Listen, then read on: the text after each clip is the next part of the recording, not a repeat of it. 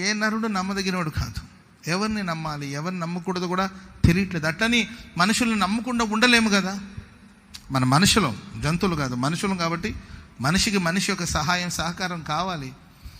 కానీ పరిస్థితులు ఏ నరుడు నమ్మదగినవాడు కాదు. కానీ మనం ఆరాధిస్తున్న దేవుడు ఆపత్కాలంలో నమ్మకదగిన సహాయకుడు. నేను అందరికీ ఒకటే చెప్తాను, అందరినీ ప్రేమించండి, దేవుని మాత్రమే నమ్మండి. అందరిని ప్రేమించండి.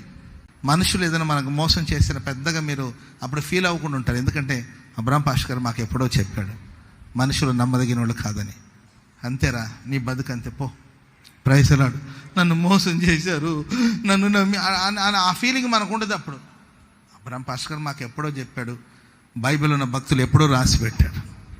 వాళ్ళు రాశారు, మా అయ్యగారు మాకు బోధించాడు. ఏ నరుడు నమ్మదగిన వాడు కాడు, ఆపత్కాలంలో నమ్ముకోదగిన సహాయకుడు.